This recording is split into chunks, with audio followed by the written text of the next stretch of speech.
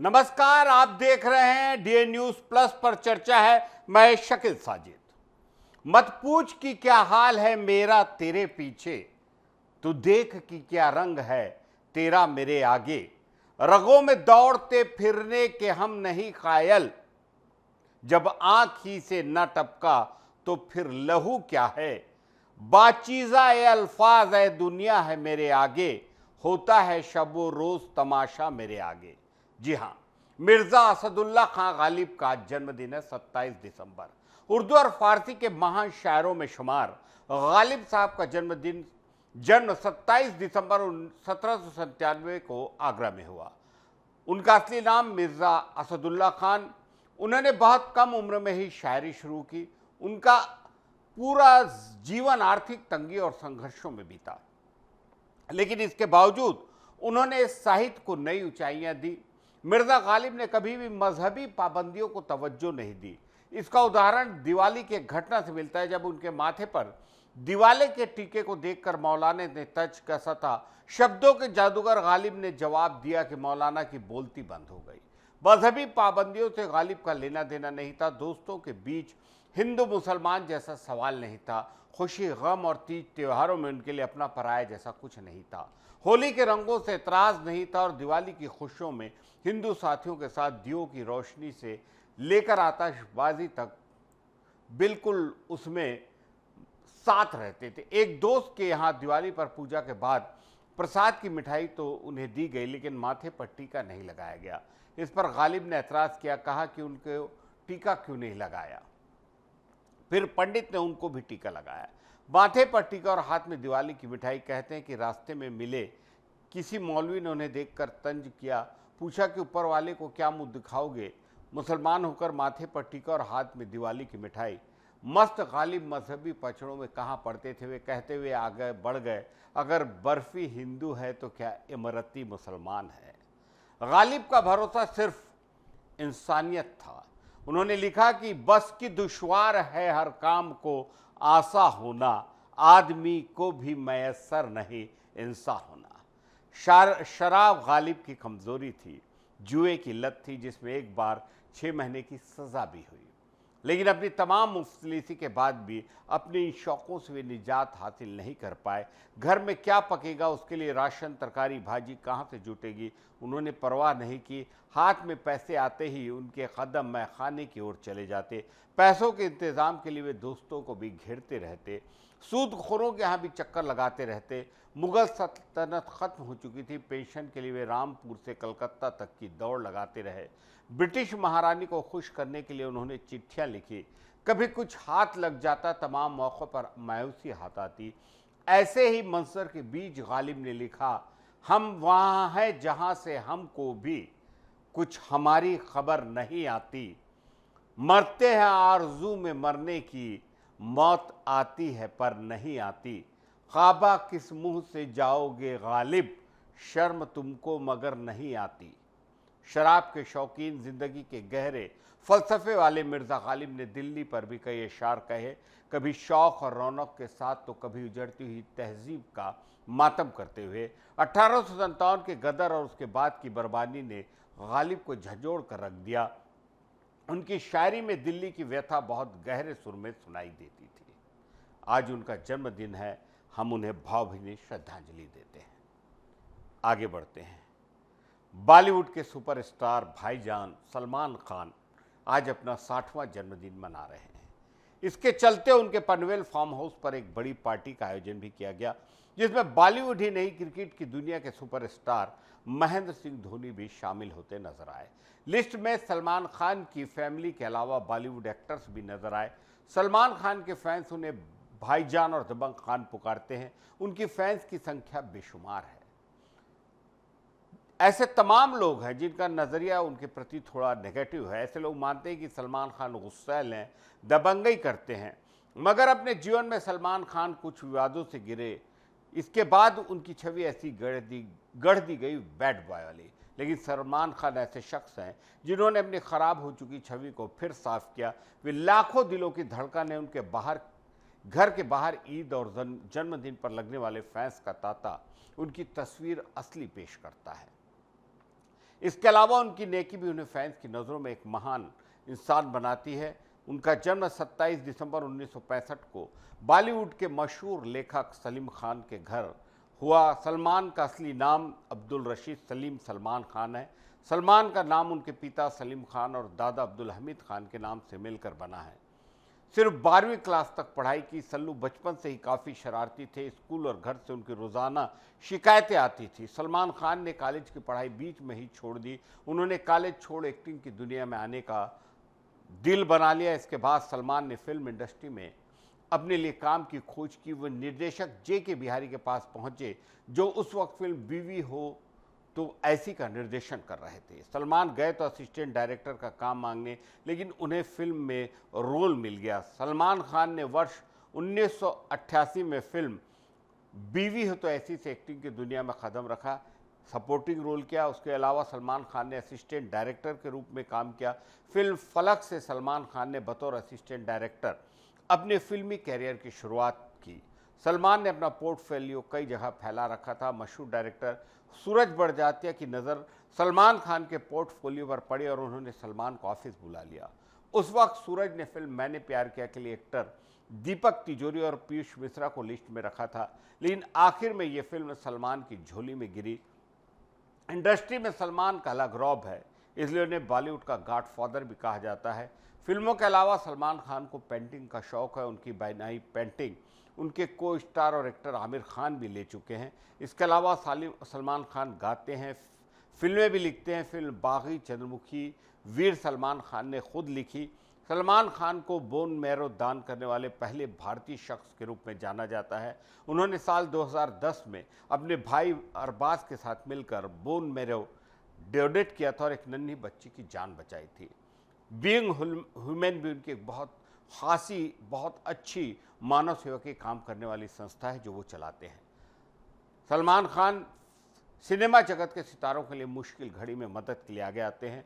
राखी सावंत खुद मीडिया के सामने कह चुकी है कि उनके मां के उपचार में सलमान खान ने आर्थिक मदद दी। ये सलमान खान को एक शानदार इंसान बनाते हैं। बहुत बहुत बधाई, बहुत बहुत मुबारक हो सल्लू भाई। आगे बढ़ते हैं।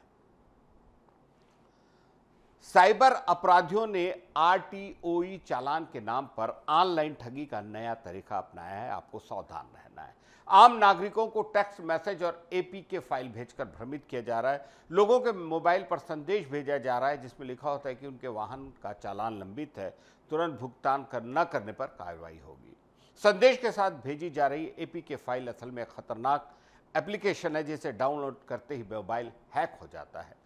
जैसे ही व्यक्ति फर्जी लिंक या एपीके फाइल पर लिंक करता है, उसकी तमाम निजी जानकारी साइबर अपराधियों तक पहुंच जाती है और बैंक खाते से पैसे निकल जाते हैं। परिवहन विभाग ने स्पष्ट किया है कि वह कभी भी एपीके फाइल भेजकर चालान भुगतान की सूचना नहीं देता। ठग लोग परिवहन विभाग की वेबसाइट से मिलती जुलती नकली वेबसाइट बनाकर लोगों को धोखा दे रहे हैं। चालान की सही जानकारी केवल परिवहन विभाग की आधिकारिक वेबसाइट या अधिकृत ऐप पर उपलब्ध होती है। इस तरह के मामलों में दिल्ली, मुंबई और उत्तर प्रदेश में साइबर पुलिस ने छापेमारी कर कई आरोपियों को गिरफ्तार किया है। जांच में सामने आया है कि यह ठगी अंतर्राज्यीय गिरोह द्वारा की जा रही है जो तकनीकी माध्यमों से लोगों को निशाना बनाता था। फर्जी ऐप डाउनलोड होते ही मोबाइल के कॉन्टैक्ट्स, ओटीपी, बैंकिंग जानकारी चुरा लेते हैं। ठग जानबूझकर चालान और कानूनी कार्रवाई का डर दिखाते हैं ताकि बिना सोचे समझे लोग लिंक पर आए। फ्रॉड का शिकार वे लोग अधिक हो रहे हैं जिन्हें तकनीकी जानकारी कम है। डिजिटल इंडिया के साथ साथ साइबर अपराध भी तेजी से बढ़ रहे हैं। किसी भी अनजान नंबर से आए लिंक, मैसेज या एपीके फाइल पर क्लिक न करने सबसे जरूरी उपाय है। परिवहन विभाग और बैंक दोनों ही बार बार चेतावनी देते हैं कि किसी को भी ओटीपी साझा न करें। असली चालान में वाहन नंबर, तारीख, स्थान और आधिकारिक लिंक स्पष्ट रूप से दर्ज होता है। यदि किसी के साथ ऐसी ठगी हो जाती तो तुरंत साइबर पुलिस या साइबर हेल्पलाइन में शिकायत दर्ज करनी चाहिए। इस तरह की घटनाएं डिजिटल साक्षरता और जागरूकता बढ़ाने की जरूरत दर्शाती है। समय समय पर जनता को ऐसे साइबर फ्रॉड के प्रति जागरूक करती है सरकार। आरटीओ चालान के नाम पर हो रहा यह ऑनलाइन फ्रॉड एक गंभीर साइबर क्राइम है जिससे बचाव केवल सतर्कता, सही जानकारी और आधिकारिक स्रोतों पर भरोसा करके ही संभव है। आगे बढ़ते हैं। एक टीआई द्वारा सार्वजनिक रूप से टोपी जूते उतारकर धार्मिक कथावाचक धीरेन्द्र शास्त्री को प्रमाण करने का वीडियो सामने आया, जो देखते ही देखते सोशल मीडिया पर वायरल हो गया। वायरल होते ही लोगों ने सोशल मीडिया पर सवाल उठाए कि क्या किसी सरकारी अधिकारी का इस प्रकार सार्वजनिक धार्मिक आचरण करना सही है, जिससे प्रशासन की निष्पक्षता पर प्रश्न खड़े हो। आलोचकों का मानना है कि वर्दी में रहते हुए अधिकारी को व्यक्तिगत आस्था और सरकारी दायित्व के बीच स्पष्ट संतुलन बनाना चाहिए। टीआई जैसे जिम्मेदार पद पर रहते हुए इस प्रकार का आचरण प्रशासन की गरिमा और अनुशासन पर प्रतिकूल प्रभाव डाल सकता है। कुछ लोगों ने इसे व्यक्तिगत आस्था और सम्मान की अभिव्यक्ति बताया और कहा कि इसमें कोई गैर कानूनी बात नहीं है। विरोधियों का तर्क है कि ऐसे कृत्य से यह संदेश जाता है कि अधिकारी किसी विशेष धार्मिक या वैचारिक पक्ष के प्रति झुकाव रखता है। संबंधित सरकारी विभागों ने मामले को संज्ञान में लिया और आंतरिक स्तर पर चर्चा शुरू हुई। सोशल मीडिया पर यह बहस भी चली कि क्या यह आचरण सिविल सेवा आचरण नियमों का उल्लंघन है या नहीं। ये मामला धार्मिक स्वतंत्रता और सरकारी पद की जिम्मेदारियों के बीच महीन रेखा को उजागर करता है। ऐसी घटनाएं जनता के बीच प्रशासन की निष्पक्ष और धर्मनिरपेक्ष छवि को प्रभावित कर सकती है। सोशल मीडिया के दौर में छोटी सी घटना बड़े विवाद में बदल जाती है। प्रशासन को अतिरिक्त सतर्कता बरतनी पड़ती है। रायपुर में पूर्व मुख्यमंत्री भूपेश बघेल ने कथावाचक पंडित धीरेन्द्र शास्त्री पर तीखा हमला करते हुए उन्हें खुली चुनौती दी।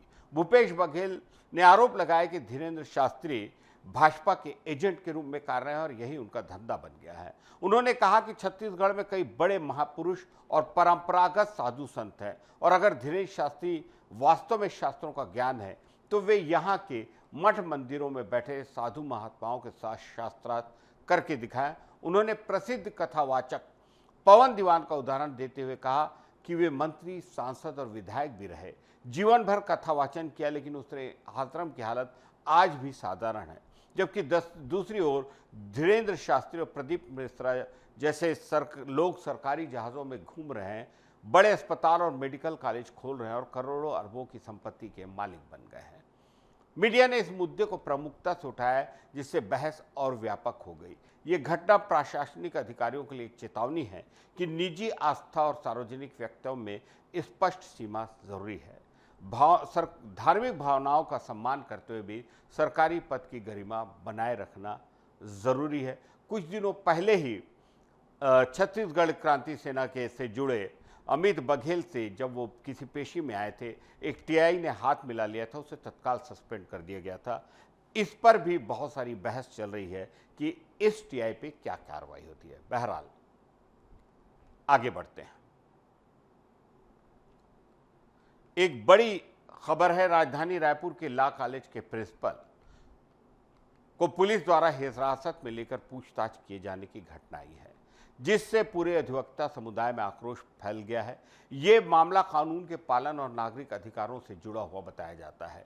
अधिवक्ताओं का आरोप है कि पुलिस ने बिना विधि सम्मत नोटिस दिए जो लॉ कॉलेज के प्रिंसिपल हैं सैयद जाकिर अली, उनको हिरासत में लिया, जो दंड प्रक्रिया संहिता सीआरपीसी के प्रावधानों का उल्लंघन है। अधिवक्ताओं ने स्पष्ट किया कि किसी भी नागरिक को पूछताछ के लिए बुलाने से पहले पुलिस को लिखित नोटिस देना है अनिवार्य होता है, ताकि व्यक्ति की गरिमा और अधिकार सुरक्षित रहें।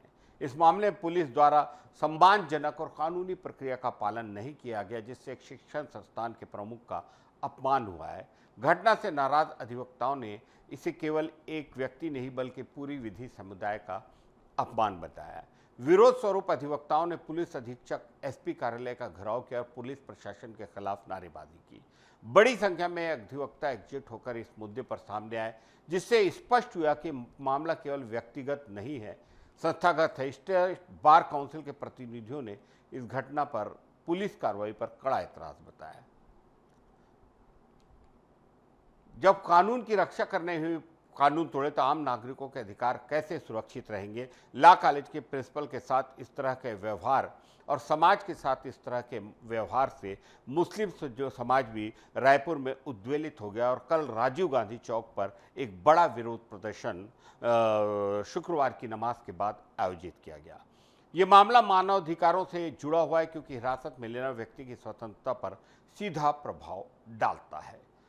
ऐसी कार्रवाई लोकतांत्रिक व्यवस्था के लिए खतरनाक है, ऐसा वकीलों का कहना है। वकीलों ने मांग की है कि इस पूरे मामले की निष्पक्ष और स्वतंत्र जांच करी जाए। चाहे अधिवक्ता समुदाय की ये मांग है कि अधिकारियों के खिलाफ कड़ी कार्रवाई की जाए। यह भी कहा गया है कि अगर यदि कार्रवाई नहीं हुई तो भविष्य में ऐसी घटनाएं दोहराई जा सकती हैं। कानून के शासन पर यह प्रभाव, ये घटना कानून के शासन की अवधारणा को कमजोर करती है। बिना नोटिस हिरासत जैसी घटनाएं आम नागरिकों में भय पैदा करती हैं, जो लोकतंत्र के लिए ठीक नहीं है। इस घटना से पुलिस और अधिवक्ता समुदाय के बीच विश्वास को नुकसान पहुंचा है।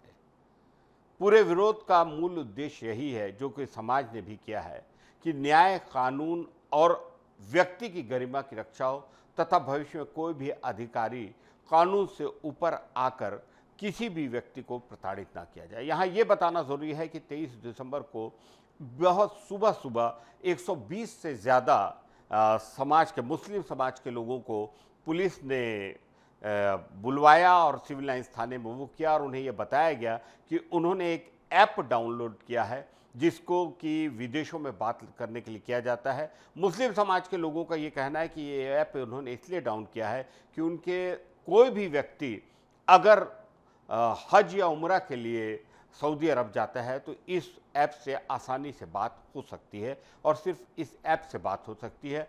इसका किसी भी तरह का बांग्लादेश या रोहिंग्या होने से कोई संबंध नहीं है। आगे बढ़ते हैं। पहली बार भारतीय सिनेमा ने कुल मिलाकर 13,000 करोड़ रुपए से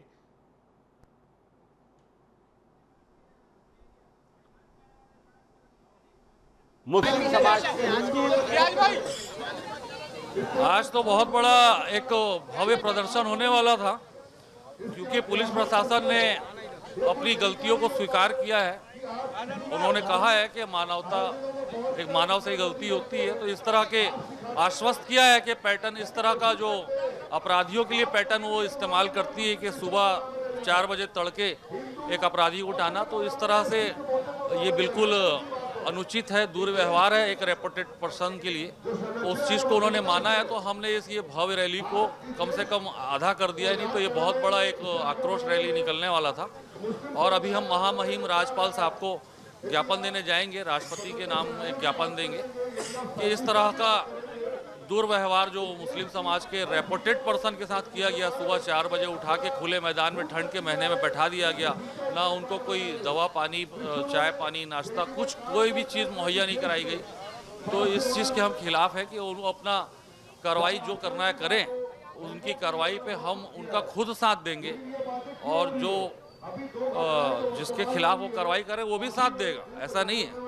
पर जो तरीका उन्होंने अपनाया है ये बिल्कुल अनुचित है, दुर्व्यवहार बर्दाश्त नहीं किया जाएगा।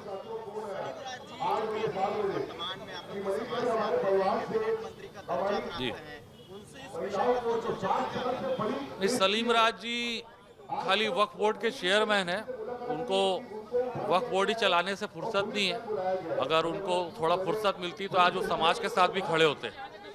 तो वो अपना वक्फ बोर्ड चला रहे हैं और उनको उनका वक्फ बोर्ड मुबारक हो। आगे बढ़ते हैं। पहली बार भारतीय सिनेमा ने, जी हां, पूरे के पूरे भारतीय सिनेमा ने कुल मिलाकर 13,000 करोड़ रुपए से अधिक का कलेक्शन पार किया है, जो कि फिल्म इंडस्ट्री के लिए मील का पत्थर है। यह उपलब्धि इस बात का प्रमाण है कि कोविड के बाद हिंदी सिनेमा ने फिर से ऊंचाइयों को छुआ है, दर्शकों का भरोसा जीता है। 2023 में भारतीय फिल्मों ने लगभग 12,000 करोड़ रुपए का कलेक्शन किया था। आने वाले वर्षों के लिए मजबूत आधार। बड़े बजट की एक्शन और मसाला फिल्मों ने बॉक्स ऑफिस को मजबूती दी और रिकॉर्ड तोड़ कमाई की। सुपरस्टार अभिनेताओं की फिल्म ने दर्शकों को सिनेमा घर तक खींचने में महत्वपूर्ण भूमिका निभाई। 2024 में भारतीय फिल्मों का घरेलू कलेक्शन कई मामलों में हॉलीवुड से ज्यादा है, जो वैश्विक स्तर पर बड़ी उपलब्धि है। तेलुगु, तमिल और कन्नड़ फिल्मों ने पैन इंडिया अपील के जरिए बॉक्स ऑफिस और में बड़ा योगदान दिया ग्रोथ में। एक ही फिल्म का कई भाषाओं में रिलीज होना कलेक्शन बढ़ने का बड़ा कारण बना।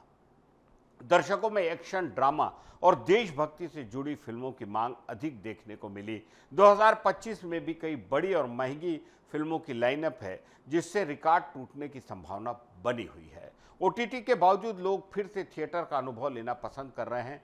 वीएफएक्स, सिनेमेटोग्राफी और साउंड डिजाइन के बेहतर होने से फिल्मों की अपील बढ़ी है। सिर्फ स्टार ही नहीं बल्कि कहानी और प्रस्तुति पर भी ध्यान दिया जा रहा है। सोशल मीडिया और डिजिटल प्रमोशन ने फिल्मों को बड़े स्तर पर पहुंचाने में मदद की है। छोटे शहरों और कस्बों से भी अच्छी कमाई होने लगी है। कुल कलेक्शन बढ़ा है। दोनों तरह के सिनेमाघरों में दर्शकों की संख्या बढ़ी है। विदेशी बाजार में भी भारतीय फिल्मों की मांग बढ़ी। दर्शक अब नए विषयों और अलग अलग तरह की फिल्मों को अपनाने लगे हैं। बॉक्स ऑफिस की सफलता से रोजगार, इन्वेस्टमेंट, प्रोडक्शन वैल्यू में ग्रोथ हुई है। यह रिकॉर्ड बताता है कि भारतीय सिनेमा आने वाले वर्षों में और बड़े लेवल पर पहुंच सकता है। आदित्य धर की, जी हाँ, एक्शन थ्रिलर फिल्म धुरंधर ने 22 दिनों में जो कमाल कर दिया है वो 2025 में कोई भी फिल्म नहीं कर सकी है। रणवीर सिंह की लीड रोल वाली फिल्म ने 22 दिनों में बॉक्स ऑफिस पर इतिहास रच दिया है और कई बड़ी फिल्मों का रिकॉर्ड चरमरा आ गया है। इसने भारतीय सिनेमा की सबसे बड़ी फिल्मों की लिस्ट को ज्वाइन कर लिया है। दुनिया भर में 1000 करोड़ रुपए का आंकड़ा पार करने वाली फिल्म कितना कमा पाई, आइए बताते हैं। धुरंधर की उपलब्धि का और भी बड़ा बताने वाली बात यह है कि यह एक एडल्ट रेटेड फिल्म है, जिससे दर्शक लिमिट में ही जा सकते। इस सीमा के बावजूद 18 साल से कम के दर्शक नहीं जा सकते। फिल्म ने अपनी शानदार कामयाबी दिखाई है, जिसका श्रेय दर्शकों की ज़बरदस्त तारीफ, बार बार देखे जाने वाले दर्शक और सिनेमा घरों में लगातार अच्छी कमाई को जाता है। और इसकी सबसे बड़ी अगर किसी को क्रेडिट जाता है तो एक कहा जाता है कि पाकिस्तान के एक डकैत, रहमान डकैत के को लेकर जो बनाया गया है एक कैरेक्टर अक्षय खन्ना का, बहुत शानदार उनकी एक्टिंग और ख़ास तौर पे बलोच जो एक गाना जो मुझे ऐसा लगता है कि किसी एक विदेशी सिंगर ने गाया है, उस पे डांस ने उनको एक बहुत बड़ा सुपरस्टार बना दिया है अक्षय खन्ना को। साथ में संजय दत्त हैं, आपके रणवीर सिंह तो आपके वो हैं, अर्जुन कपूर हैं, माफ़ कीजिएगा हैं, जो ये सब लोगों ने मिल के इस फिल्म को बड़ी भव्य बना दिया है। भारतीय बॉक्स ऑफिस पर धुरंधर सबसे अधिक कमाई करने वाली बॉलीवुड फिल्म बनकर उभरी है, जबकि विदेशी बाजारों में इसने सनसनीखेज आंकड़े दिखाए हैं। ये जो मैं डांस के बारे में बता रहा था आपको अक्षय खन्ना का, और ये जो डांस है ये ज़बरदस्त हिट है। और लोग बता रहे हैं, ये आप जो तस्वीर देख रहे हैं अक्षय खन्ना की, शानदार किरदार निभाया है अक्षय खन्ना ने, और लोग बता रहे हैं कि इस फिल्म को 5 मिलियन के करीब लोगों ने इस डांस को देखा है, इसको सब्सक्राइब किया है, इसको व्यू किया है। आज के लिए इतना ही। डीए न्यूज़ प्लस पर आपकी प्रतिक्रियाओं का इंतजार है। इजाज़त दीजिए शकील साजिद को। नमस्कार।